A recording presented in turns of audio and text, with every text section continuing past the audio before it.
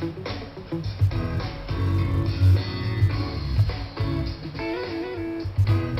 Semarang, Jawa Tengah telah berkembang menjadi salah satu pusat kekuatan ekonomi di Nusantara.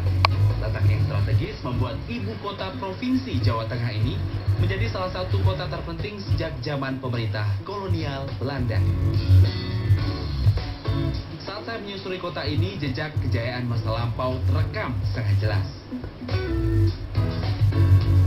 Perkembangan kota Semarang dipengaruhi oleh fungsinya sebagai kota pelabuhan sejak zaman kolonial.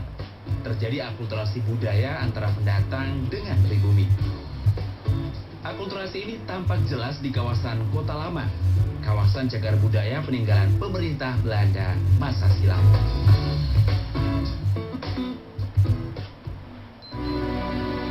Dahulu Kota Lama merupakan pemukiman para pendatang yang ingin masuk ke Indonesia. Diawali oleh bangsa Portugis pada abad ke-17.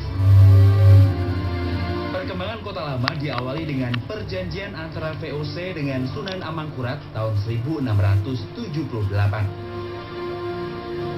Belanda pun mulai membangun kawasan Kota Lama ini. Kota Lama itu mulai pertama kali ditata sebuah kota secara modern. Ya, jadi penataan yang oleh orang-orang taruhlah kata penjajah Belanda itu sudah menerapkan pembagian kota, peraturan administrasi, semua itu ditata dengan betul mulai dari Kota Lama itu. Untuk mengobati rindu kampung halaman, orang-orang Belanda yang membangun Kota Lama ini pun membangun kawasan ini sesuai dengan negara mereka. Kawasan Kota Lama pada abad 18 lalu merupakan pusat perdagangan sekaligus benteng pertahanan Belanda. Konsep bangunannya yang mengadopsi seni arsitektural negeri kincir angin membuat kawasan ini dijuluki Little Netherlands.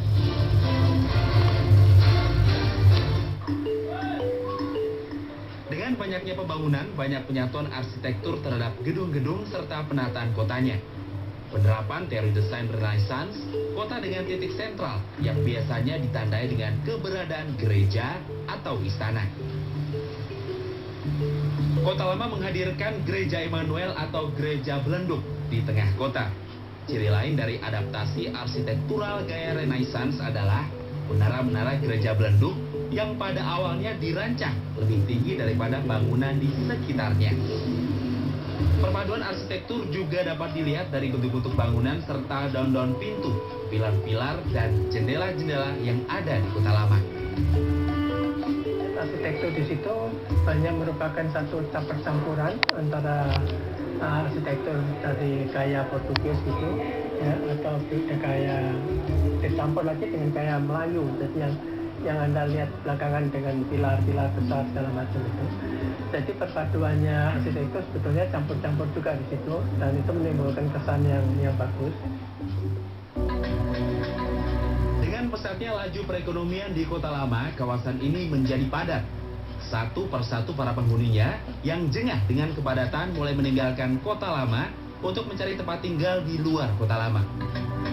Kemudian pada perkembangannya itu karena terlalu padat di Kota Lama itu, maka kemudian sedikit demi sedikit banyak orang-orang Belanda atau pengusaha Belanda yang keluar dari Kota Semarang dengan melintasi jembatan Berok itu. Jadi kalau Anda melintasi jembatan Berok, berarti Anda sudah di luar Semarang.